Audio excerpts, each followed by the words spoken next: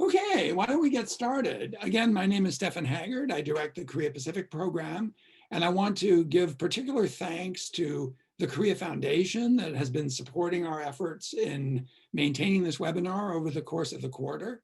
Let me just give you a heads up about a change in schedule. Unfortunately, we had to reschedule Sandra Fahey from next week until the week of December 7th. And that hasn't been finally confirmed, but that'll probably be the last seminar of the quarter. And she is the author of Dying for Rights, Putting North Korea's Human Rights Abuses on the Record, a new book from Columbia University Press. She's an anthropologist, has done really interesting work with North Korean refugees. So I look forward to that, and you might want to put that on your calendar. We'll confirm. The time also will be a little bit different because she'll be phoning in from Tokyo. Let me introduce our speaker today, Melissa Hanham. Melissa doesn't know this, but well, I guess I have told her recently, but I've been a fan of her work for some time. She has a very interesting career, and I wanted to spend a little bit more time on her bio than I normally would, because some of you who are students at GPS or are thinking about open source intelligence, I think Melissa is an extremely interesting example of how this can be done. So we'll be talking today both about her career, how she got into this, and also about the industry that's emerged around satellite imagery, and then some examples from North Korea. So Melissa, correct me at any time if I'm wrong, but Melissa had a start working for the International Crisis Group in both Seoul and Beijing. So she's had regional experience. She spent a number of years up at Monterey, where she worked with Jeff Lewis in the CNS anti-proliferation group there. She's a contributor to Arms Control Wonk, which is the most respected blog on proliferation issues, covering all aspects of WMD and missile programs and more. And recently, she's moved to One Earth Future in Vienna as deputy director and a coordinator of your open nuclear network, is that right? And Data.io, a new project which brings data analytics to the analysis of proliferation issues. One last thing to swell Melissa's head is she was recognized with a Paul Olam Grant Fund Award in 2018 as one of the most innovative people in the scientific and technical communities working on nuclear weapons and proliferation issues. So Melissa, thanks very much for joining us from Vienna at a late hour. We really appreciate it. Oh, thanks so much for having me. I'm a big fan of yours too. Yeah, it's these webinars are great. You invite your friends, people you don't know that well, and you have fun. So let me start by asking you some personal questions. How did you get to where you are? What were the steps along the way? What were the skills that you acquired that you think were really, contributed to you having an impact on this field? Well, I grew up, I guess, maybe a little bit science adjacent. My mother has a PhD in biology. My father has a PhD in physics. And I knew that I appreciated those tools as a means to an end, but I didn't love them for the sake of them. So I ended up being kind of a black sheep because I went into politics, and I'm a Canadian citizen, and as we moved to the US, I really started thinking about my place in the world, and I really thought I was going to go into conflict resolution. Mm-hmm. And I got an introduction to Richard Pearl when I was just out of my undergrad studies, and I met him. He's sometimes known as the Prince of Darkness, right, and considered one of the architects of the war in Iraq. And he gave me some advice, and he said, conflict resolution has doubtful use in the real world. And I decided, all 22 years of me, that if I was going to get ahead, I needed to convince the Richard Pearls about peace and security, not the other hippies like me. So I switched from conflict resolution to international security policy. I went to SIPA, Columbia. another grad school, Columbia, and I focused on realism, nuclear weapons, and I still really struggled getting taken seriously. So I really embraced my family history of quantitative methods. And I found that it didn't matter who I was so much if I had the data to back up what I was saying. Right. So, you know, a lot of what we have in the field are opinions, advocacy, feelings, but this idea that you could quantify or measure something was really powerful. And I got a lot of on-the-job experience at International Crisis Group. First in Seoul, I applied to be an intern when I was in grad school, and they kept me on afterwards. And at the time, they were trying to open an office in Beijing. This is under Gareth Evans. And he very much wanted to have an office in all the P5 countries, and China was the one he couldn't open an office in. China didn't have a law allowing foreign NGOs to operate yet. So I was moved from Seoul into Beijing and worked there for a number of years. And, you know, while I could do interviews and I could do traditional research, it was really using Google Earth that let me go places that I would normally not be able to go. And there were certainly GIS courses back then, but I didn't know about them as a way to study politics. It didn't occur to me when I was in school. So I'm largely self-taught, which is pretty unusual. And in some ways it's nice because I taught myself what I needed for my field, I guess. But, you know, I don't have the pedigree or the credentials that you would expect from most people. But at the same time, there is no credentials at that era.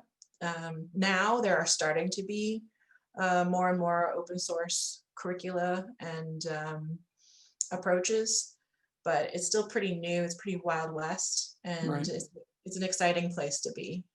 So let's just segue into your first encounter with using this kind of satellite data. Where were you that allowed you to just sit and stare at imagery for the first time? And what were the type of skills that were useful for that purpose when you started getting into it and were able to spend more time analyzing imagery? Yeah, so this was 2006. I was working for International Crisis Group and sitting in Seoul and downtown Seoul. And, you know, we had news of a missile launch near Musudan. And so I would go onto these, you know, so old fashioned now, I would go onto these message boards where people would talk about different missile launches and things. And you know, I couldn't go to North Korea. I couldn't interview people from North Korea. I needed to find out more about this place. So I kind of decided, well, I know it was launched from a town near Musudan-ri, and I started looking for it on Google Earth. At the time, Google Earth was only a downloadable software, and that is still by far the best version of Google Earth. There's far more data in the downloadable version than what you see on the browser-based version because they have all the archival satellite imagery there. So I could actually take a slider bar and I could see what it looked like then, and I could go back in time and see what it used to look like, which is really powerful even today with all the advancements. And I didn't know it at the time, but Google Earth was made with declassified keyhole satellite imagery. So I was essentially using an intelligence product, but it was imagery that had been built up in this keyhole project that Google bought and was commercializing.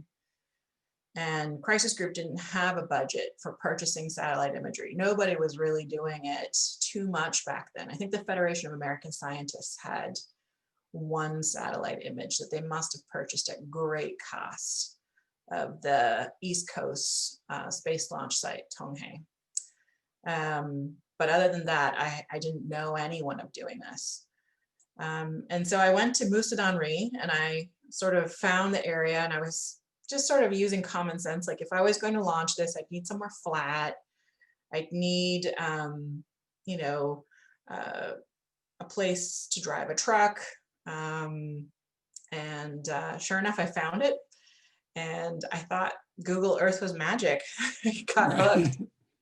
So So let's slow down a little bit here and make sure not only I, but our audience understands some of what you're looking at. So talk about the commercialization of this data, because Google Earth, I thought there was really truly an open access platform, but then obviously there's a lot of imagery which is of interest to analysts like you, which has been subsequently commercialized.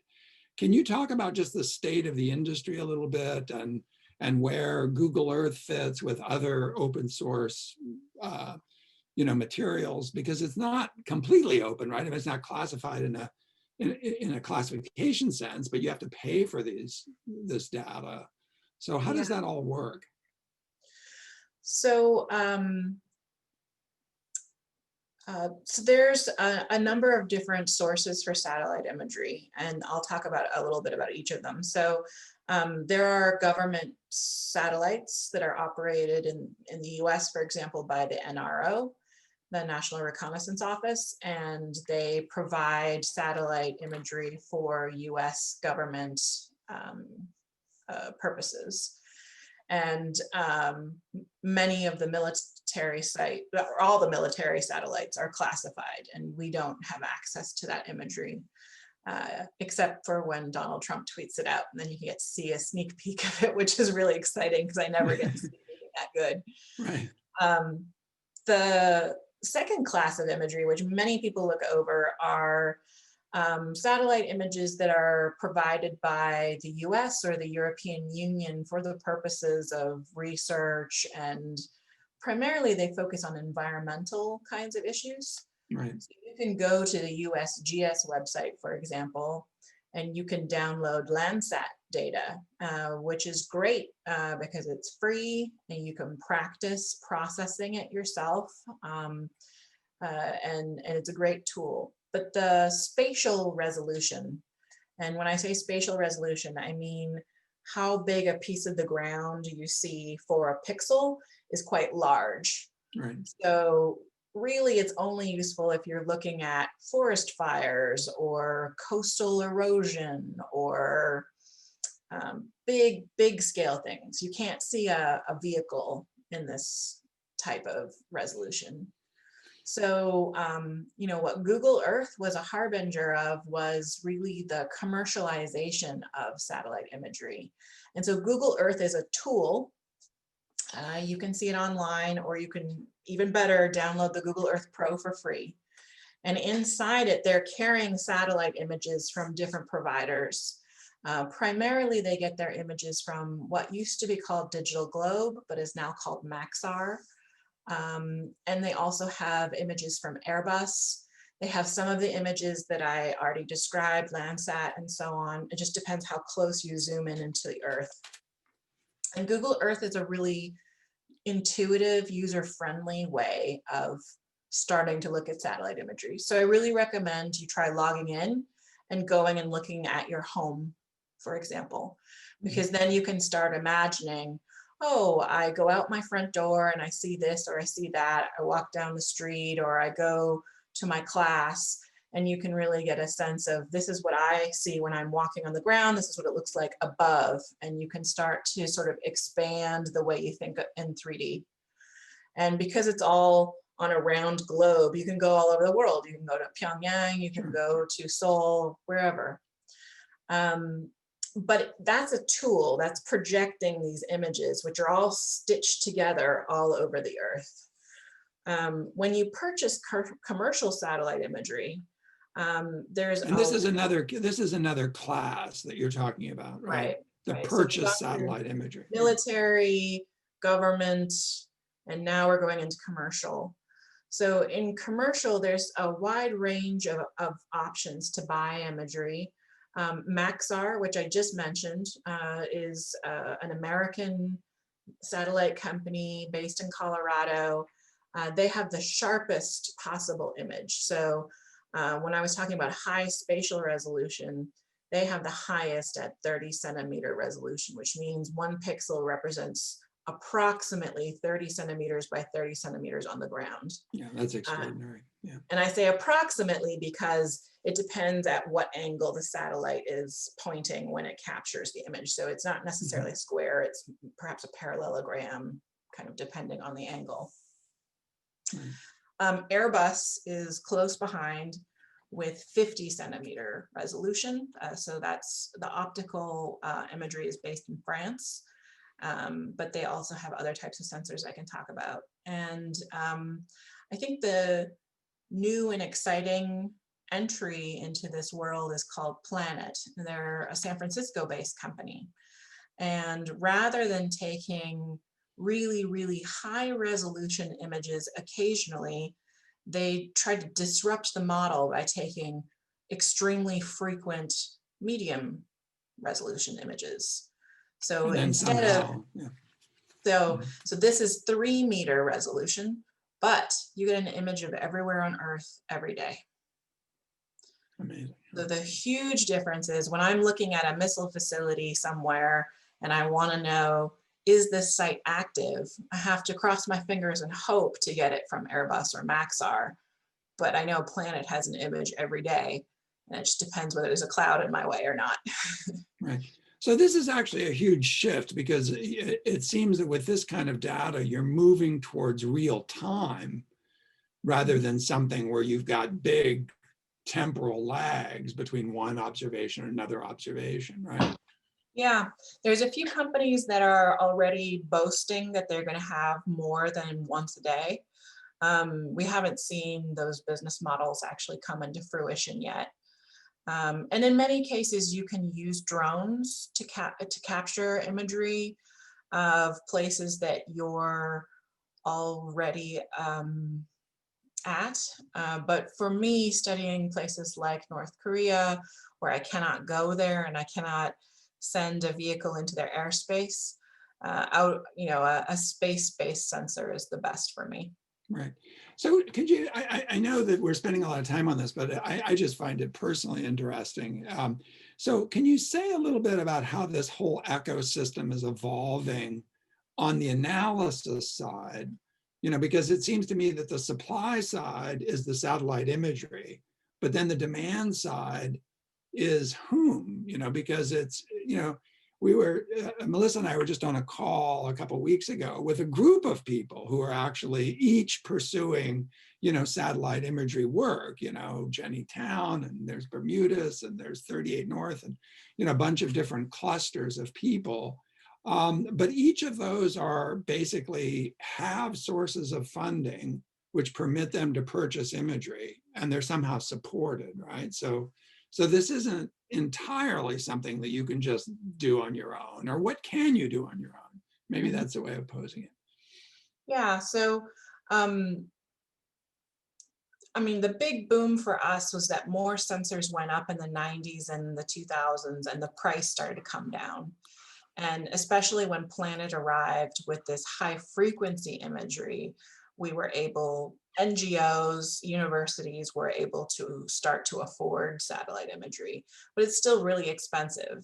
So for example, when I worked at CNS on the Geo for Non-Pro, my budget was $60,000 a year for satellite imagery. For Dateo, it's over $100,000 for imagery. Right. So it's still dividing the haves and the have-nots, but it is much, much lower, especially when you think of the Cold War, when it was really just national technical means. Only the US and the Soviet Union really had these capabilities. Now governments that don't have national technical means can purchase commercial satellite imagery and join the conversation, but it's not free. Right. So organizations like CNS, CSIS, 38 North, they all either receive grants or they self-fund the purchase of satellite imagery in order to do their analyses. I think that the work that has been done by these groups has been a big boon to the satellite companies because they're getting their names into media. Free So advertising, yeah. there's definitely opportunities to cut sweetheart deals with different companies, but it's still very expensive. The goal of the DETEO project is to increase the availability of commercial data to a wider group of people so that you can have more crowdsourcing and a better informational project. But the side effect is that we're building human capacity. So we are paying for the expensive data and we are distributing it to people without cost to Who are them. potentially your competitors. And potentially our competitors, because we actually don't, I mean, we're in this luxurious position of being self-funded. So we don't have to compete for grants, but we do very much want to raise the level for everyone. So our goal is to give people data and tools and skills to effectively learn how to do open source analysis, not just in satellite imagery, also in text and photo and video interpretation and natural language processing. But of course, satellite imagery is near and dear to my heart.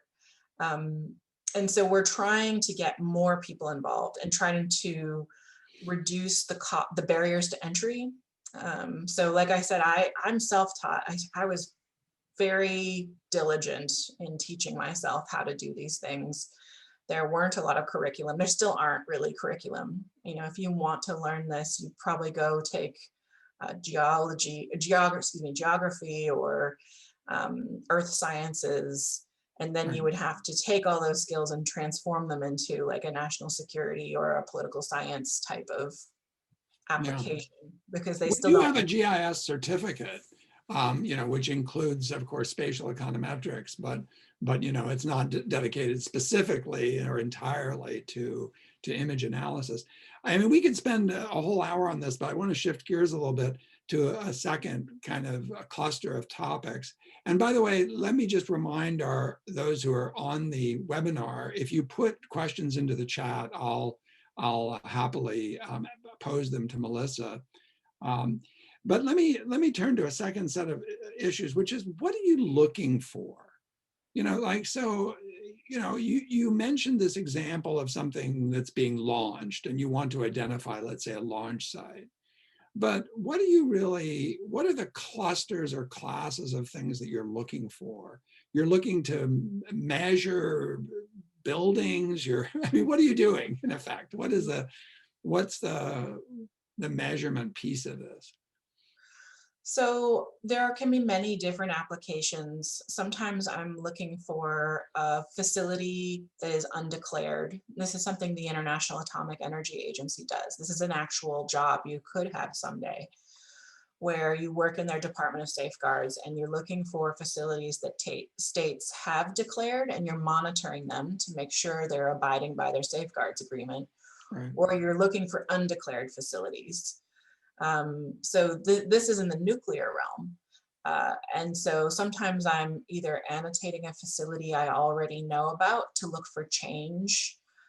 Sometimes I'm looking for signs that activity is happening, that plutonium is being produced, uranium is being enriched, or sometimes I'm looking for some important person has visited a site, or a test has occurred.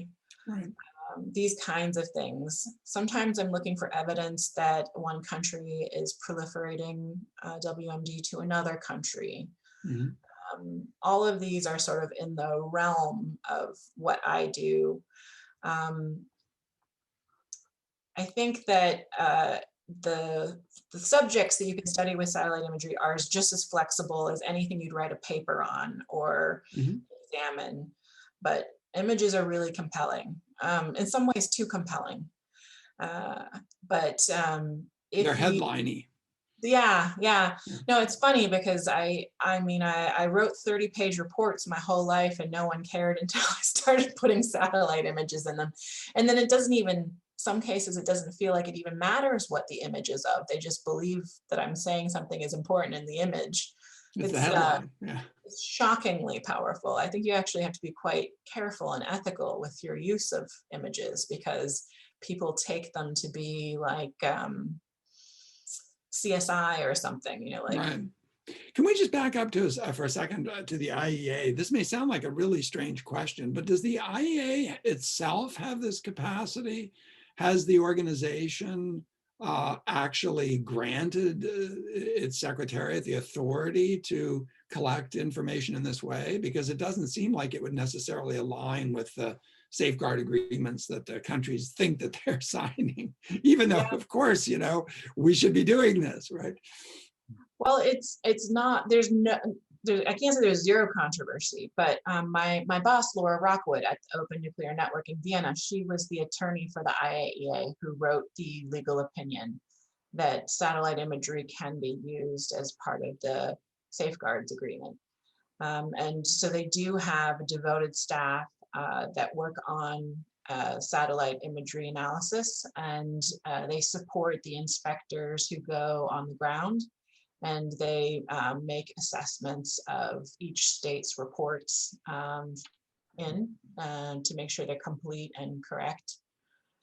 They buy commercial satellite imagery. So They do now, yeah. It's yeah, interesting, they took a legal opinion to get there. I can, and those yeah. of you who know something about the NPT and the IEA would know why that's true because of this idea that the safeguards agreements are signed, on the part of the states parties, and that's what they're agreeing to, not something else which is more intrusive.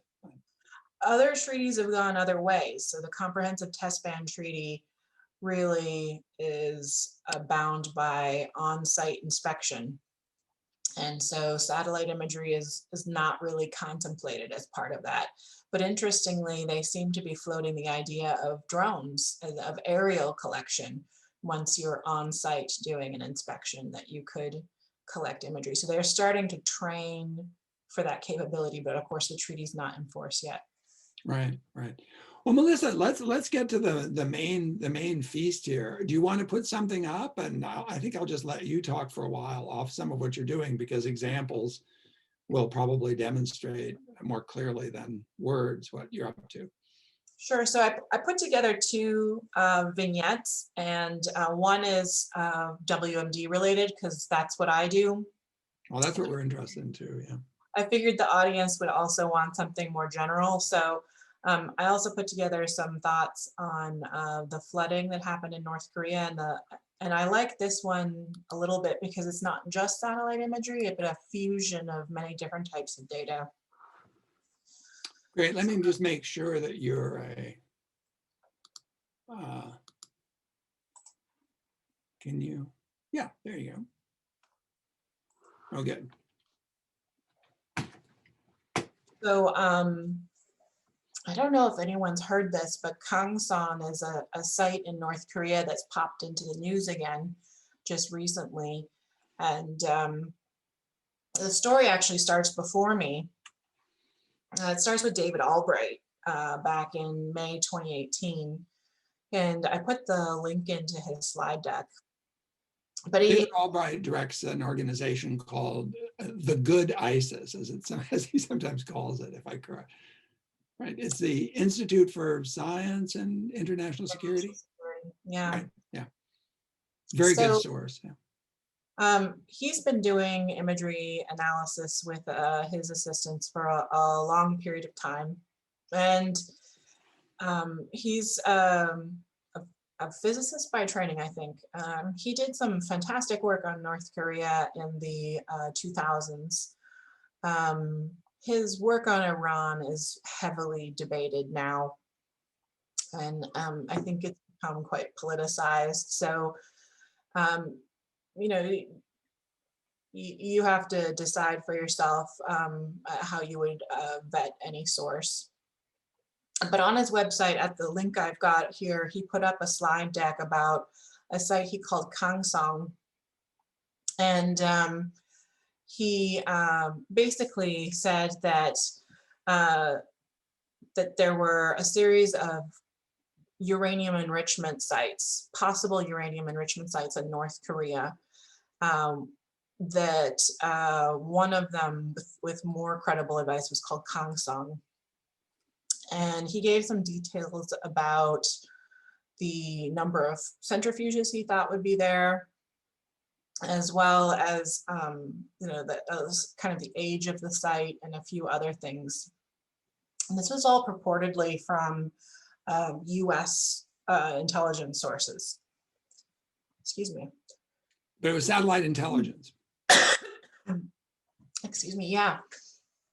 So it's not 100% clear whether he was briefing them or they were briefing him, but eventually we start getting headlines in the news where eventually we have dozens of government officials from the CIA and quote unquote other intelligence agencies confirming that the US thinks that there are enrichment sites in North Korea that are not at Yongbyon, not the one that Sig Hecker identified to the world at Yongbyon after he personally visited it.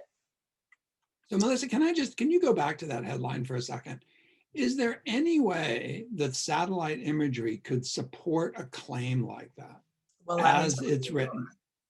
Let me tell you. Good.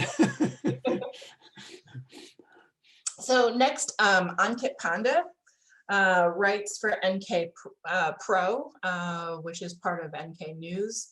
And eventually he reached out to Jeffrey Lewis and at CNS, and I was working there at the time. So we all started working on this. And basically, NK News figures out that it's not Kang Son. This is a misromanization of the name. It's Kang Son.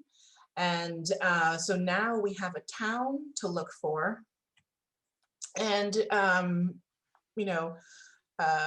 we at CNS knew the general signatures of a uranium centrifuge plant. So we know it's somewhere in this area along the Taedong River, not far from Pyongyang. And we know approximately how many centrifuges that the intelligence folks think are there. And we know that there's sort of like a combination of things you would want to see.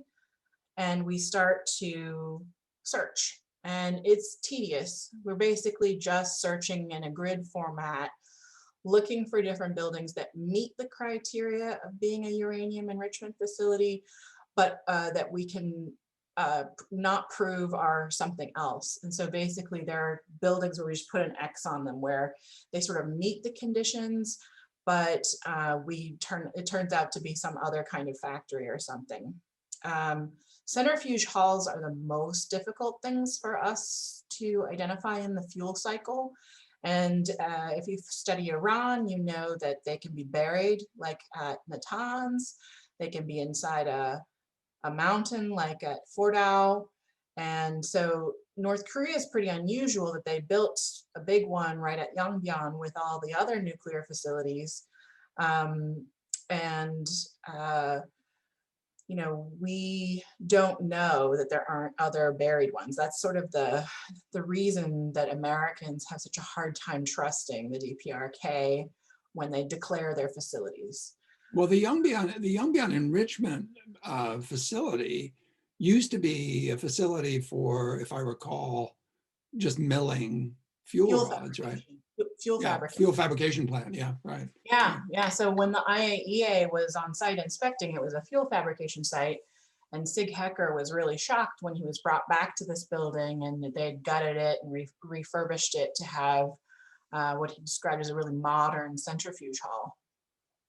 And so first of all, so Jeffrey Lewis and the rest of the team, we cannot say that this is an enrichment facility. That's sort of the big caveat. We can say it's a probable enrichment facility or suspected enrichment facility. You can see all these like disclaimers on here.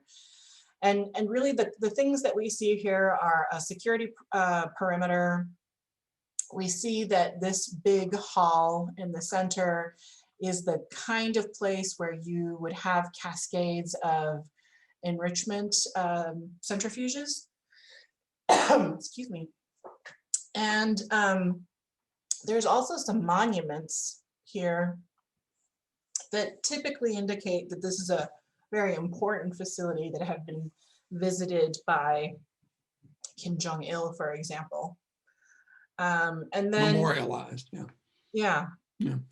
And then there's almost always, in North Korea anyways, if you have important scientists who are working on national projects like this, they will have accommodations to meet their status. And it's a kind of another thing we look for. So this meets all the criteria, and we could not find any other plausible reason for its existence, even though we were going through and checking. The other thing that's really interesting is if we take that high frequency imagery, so now you're seeing this image is not as sharp. This is the same place I'm showing you, but this is like 3-meter resolution. We can look particularly in times of winter, what gets heated and what gets shoveled out in the winter. And that can offer us a clue about whether it's active and how important it is to keep running. So another kind of thing that we were really looking at is, was the building heated? And it was in winter. So all of that was sort of useful. But the challenge with this imagery, which is from Planet, is that because it's a new company, they only have been collecting data since 2014. So we couldn't go far back enough in the archive to really see how it was built. So one of the projects I worked on at CNS was called Geo for Non-Pro, and it was a crowdsourcing site for satellite imagery. And we purchased an image from Digital Globe you can see up in the top corner here, this is from 2002. And we can actually see when the site was built. And this means that we now have a pinpoint of when this facility started to exist.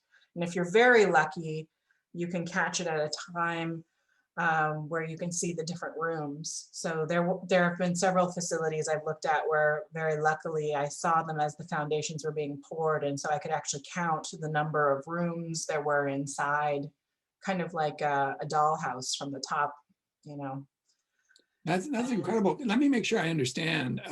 So when you say a single image, you don't mean a single image, you mean a single image kind of over time, right?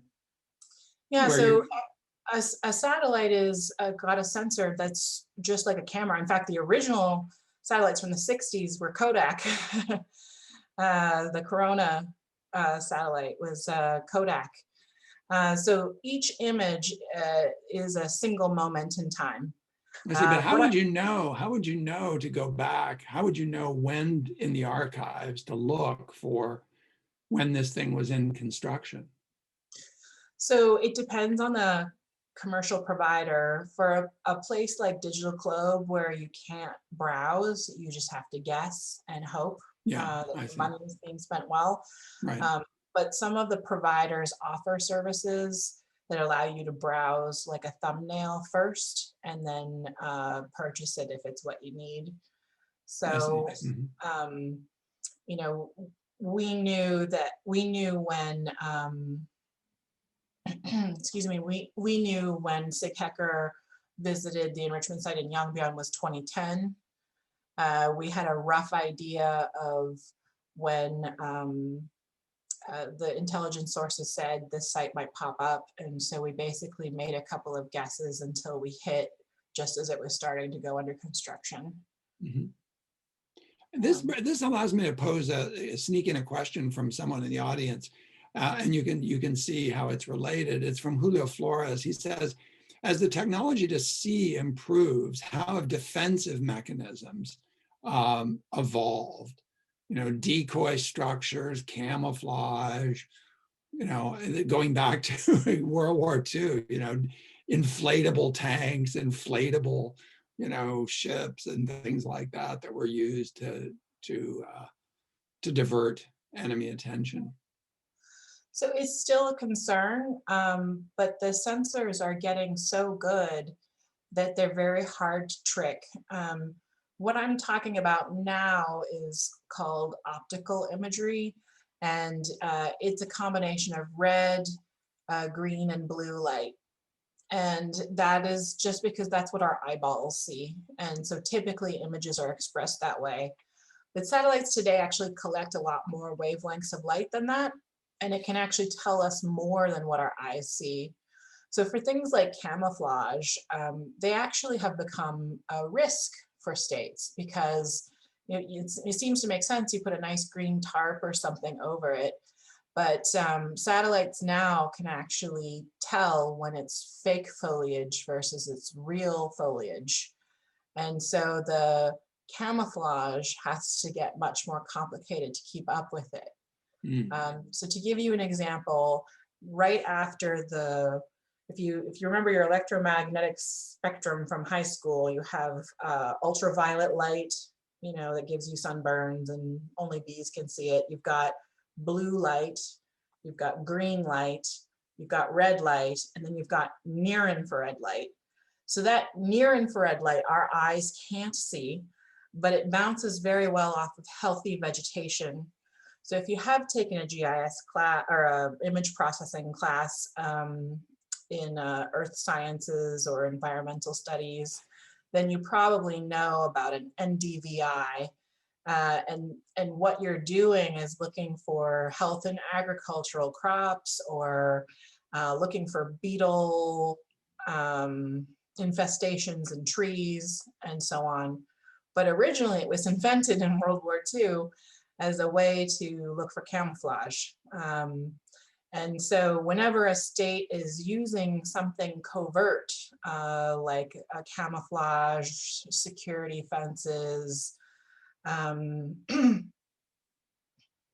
surface to air missile sites, there's actually one in this image here, you're saying something to us, the people who are looking at the image, that there is something here worth protecting or hiding.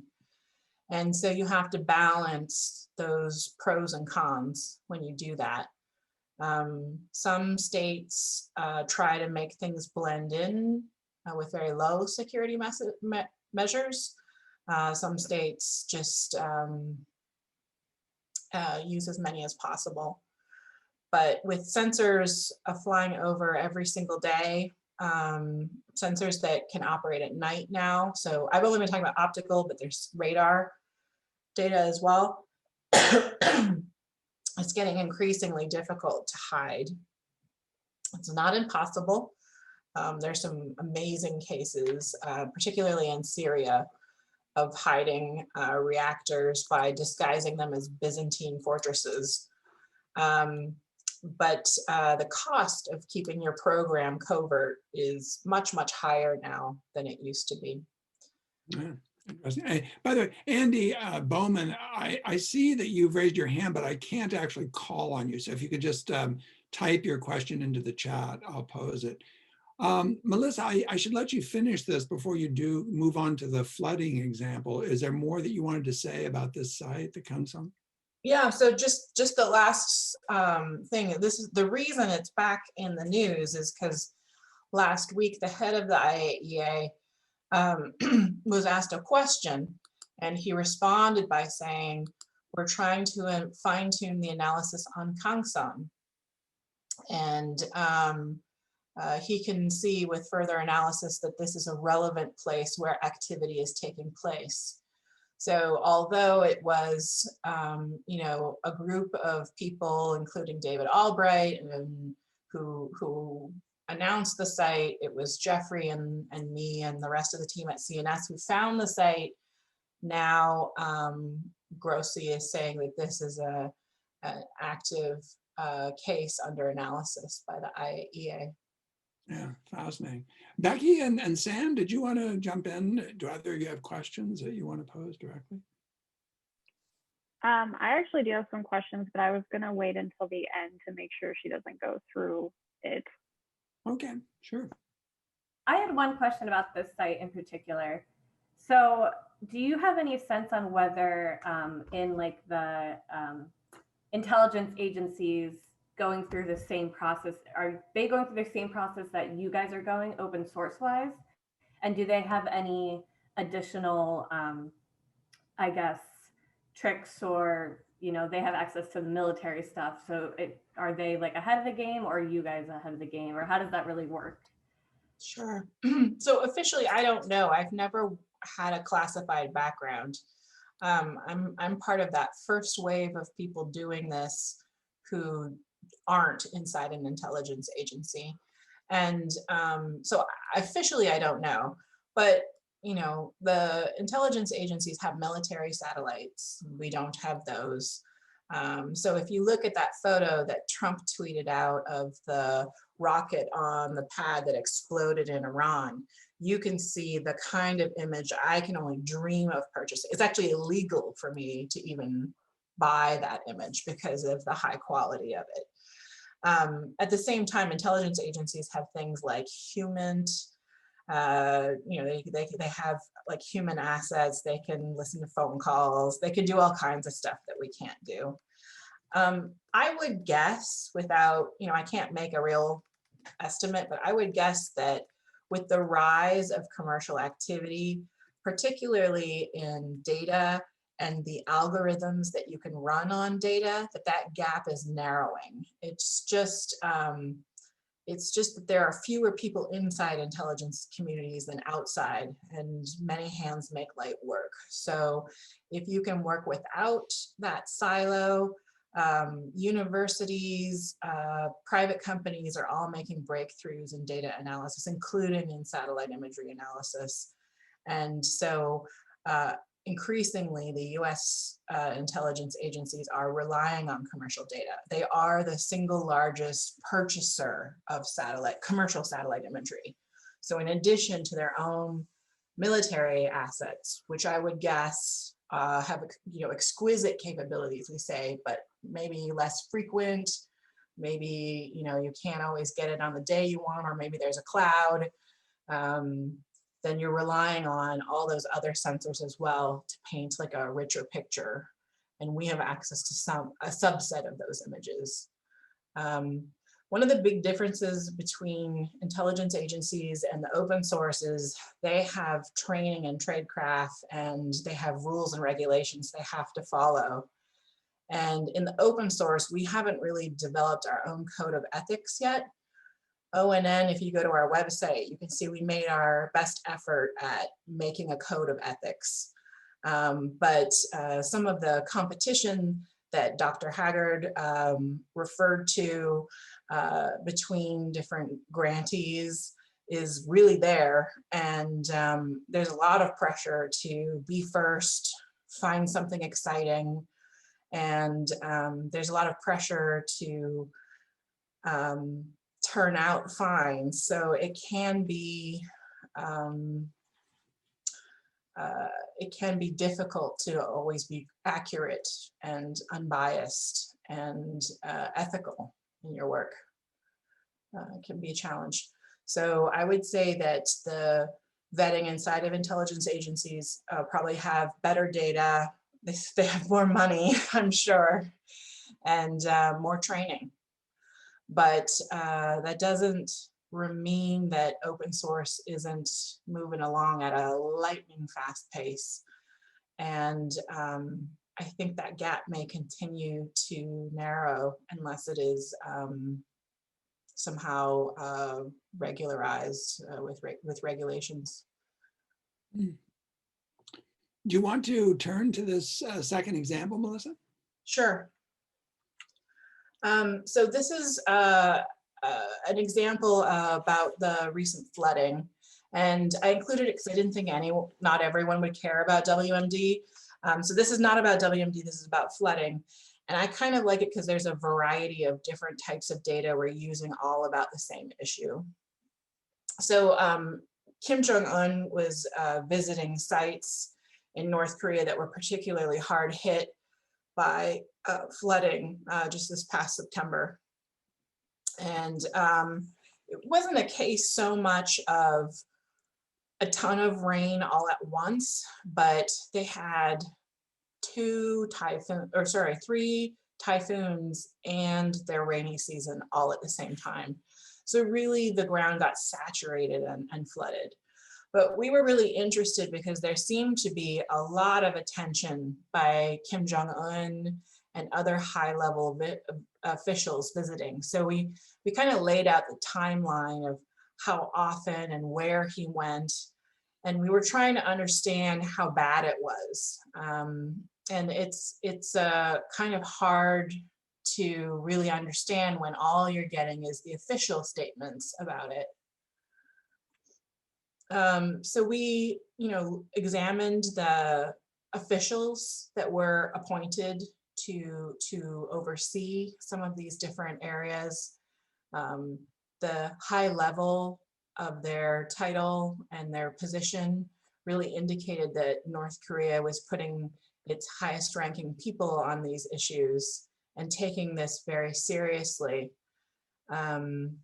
We could also pull together media mentions, KCNA mentions of words like flood, which is a word that is very rarely mentioned in the larger lexicon of KCNA. And there were some spikes. So unfortunately, KCNA doesn't, at least the digital parts of KCNA doesn't go back farther than the end of 1997. And we all know that there was a huge flooding season in the 90s. But we can see these spikes, and they do indeed correlate with heavy periods of rain. And we could see that this one was not as severe as the one in 2016. And indeed, they did have more rainfall at that time. And it wasn't as severe as back here in either. But they were paying like an appropriate level of attention based on the correlation with the actual amount of rainfall and water in the area. Yeah, and you could correlate those, yeah. So we could see precipitation patterns around this time and get a sense of how bad it was over the years, and definitely see the correlation. And we could also compare how dense it was compared to normal rainfall. So this dark green indicating that it was much more heavy than the normal 1 month rainfall in those areas, including South Korea. South Korea was facing the same kind of thing. And I think, they actually opened a dam that caused a lot of damage in South Korea when they did that. So this is where the satellite imagery starts to come in. We can use techniques that, because water reflects light at a special way, we can use image processing not only to just look at an image, but also to take measurements on the change of the water level. So we can see what the water level was on July 25th versus August 8th in red. And in this case, we're just really checking out nuclear facilities or military facilities to see if they're at risk. So one of the concerns at Yongbyon, because it's on the Kuryong River, is that its cooling system could be disrupted Fukushima style. So for those of you who remember, the Fukushima Daiichi reactors were hit by an earthquake, and then the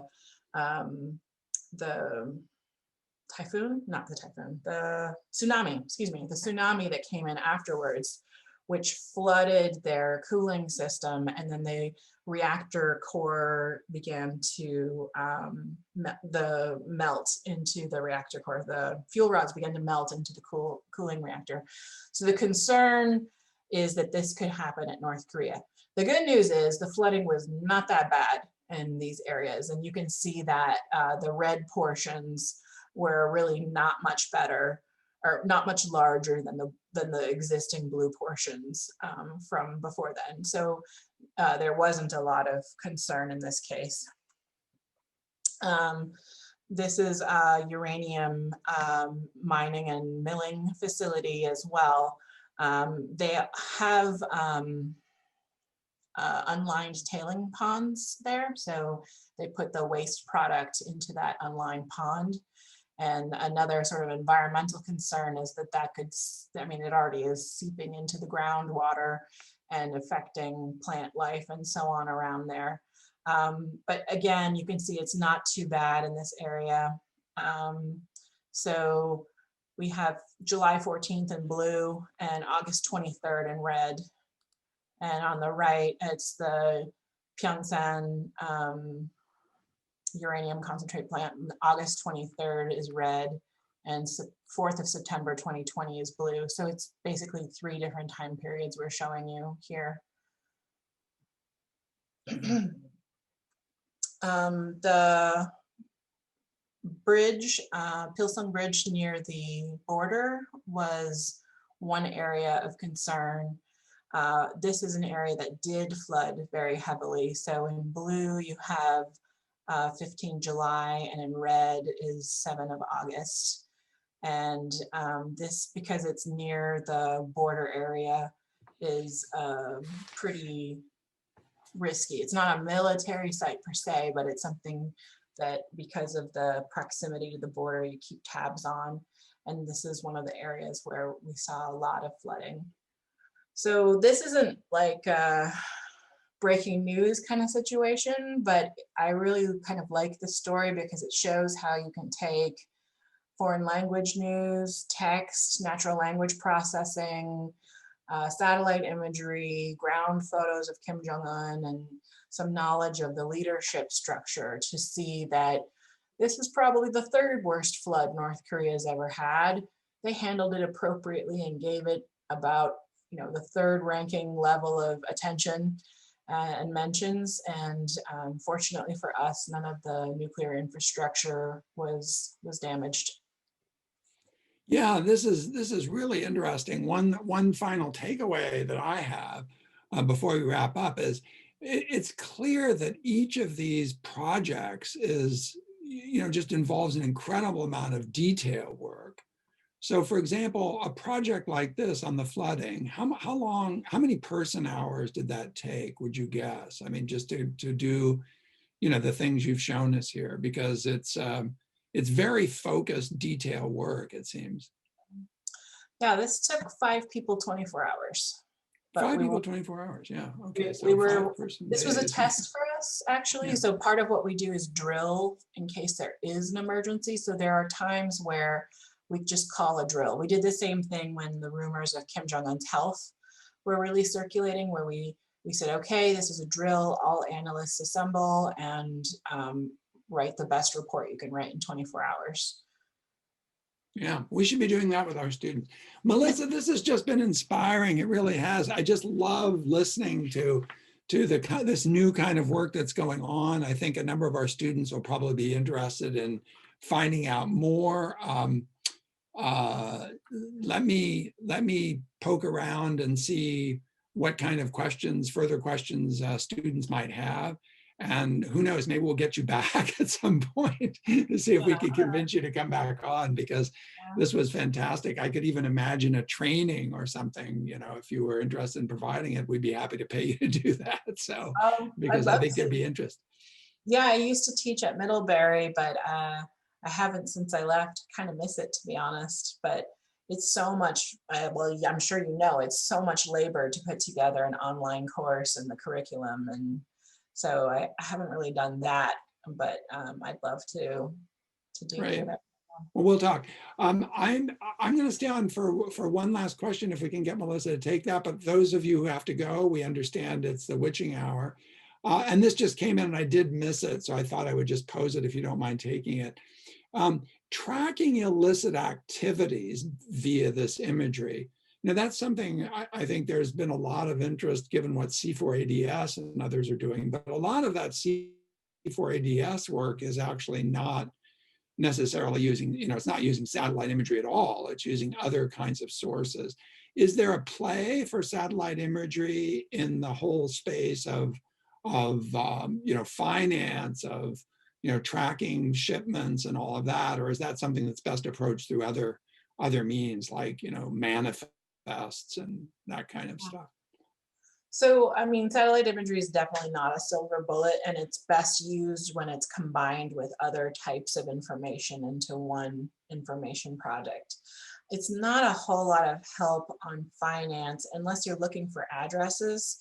So one of the really easy things you can do if you're doing due diligence is to see if the address of the place that's ordering your dual use item really exists or not.